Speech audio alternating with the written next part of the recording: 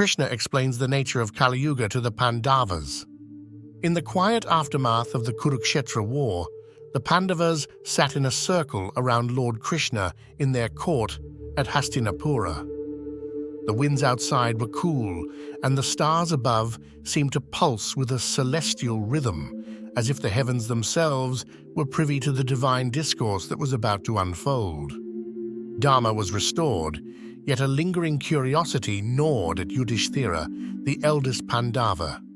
"Madhava," he began, his voice reverent yet tinged with unease.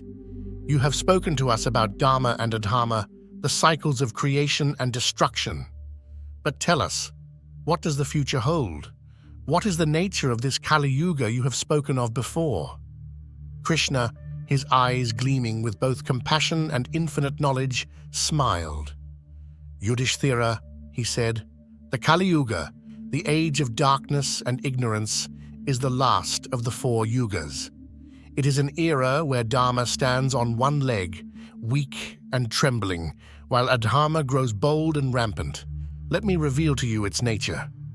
Krishna's voice took on a tone that was both solemn and rhythmic, each word echoing like the tolling of a temple bell. "In Kaliyuga," he said, "moral and spiritual decay will pervade the world. The values that uphold society, truth, compassion, and selflessness, will be cast aside.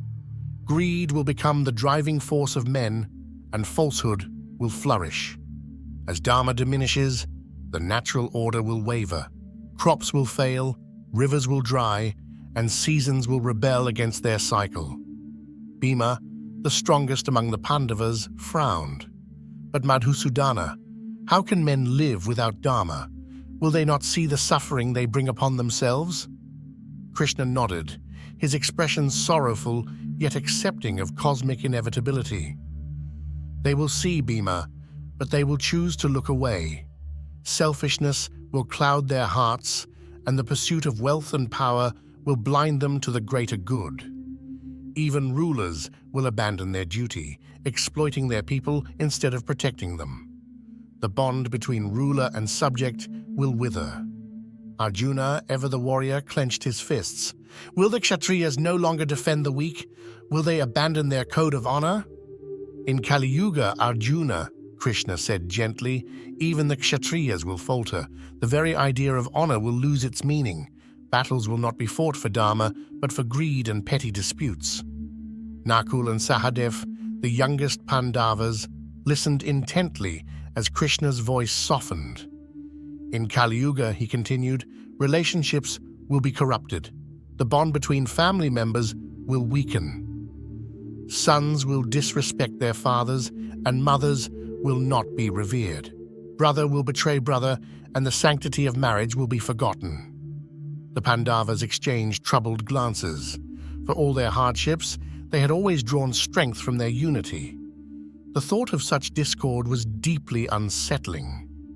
Draupadi, the queen who had endured so much, asked, "Madhava, what of women in Kaliyuga? Will they too fall prey to this darkness?" Krishna turned to her with a look of deep compassion.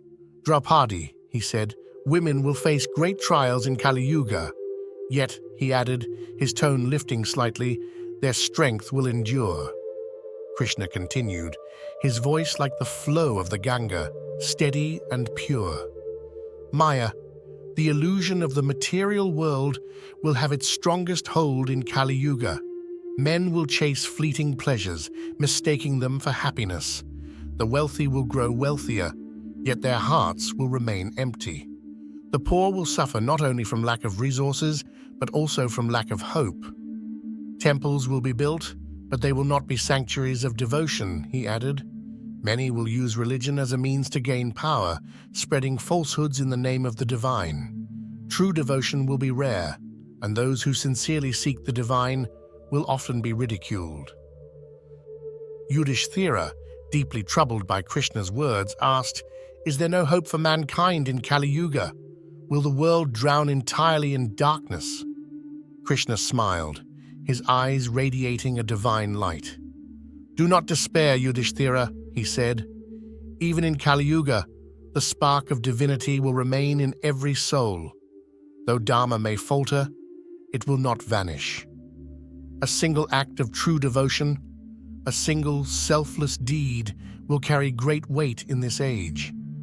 The path of bhakti, devotion to the divine, will shine as the easiest and most effective way to attain liberation. He continued, in Kaliyuga, the name of the Lord will hold immense power. Simply chanting the divine names with sincerity will cleanse the heart and connect the soul to the eternal truth. The burden of rituals and sacrifices will diminish.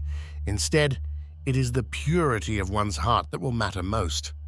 Sahadev, ever curious, asked, Madhava, what will bring an end to Kaliyuga? Will it last forever? Krishna's expression grew serious. Kaliyuga, like all ages, has its allotted time. When its darkness reaches its peak, when adharma reigns supreme and all hope seems lost, a great transformation will occur. I will manifest again, this time as Kalki, the warrior on a white horse. Kalki will restore Dharma, ending the chaos and ushering in a new cycle of creation. Krishna looked at the Pandavas, his gaze filled with love. Remember this, my friends, even in the darkest of times, the divine is never absent. The light of Dharma may flicker, but it can never be extinguished. Each soul carries within it the power to rise above ignorance and find the eternal truth. Those who remain steadfast in their faith, who act with compassion and integrity, will be like lotus flowers, untouched by the murky waters around them. The Pandavas sat in contemplative silence, absorbing Krishna's words. The vision of Kaliyuga he had painted was stark and sobering, yet it carried a seed of hope, a reminder that even in an age of darkness, the light of the divine could guide humanity back to its true essence. As the night deepened, Krishna's voice lingered in their hearts like a sacred mantra.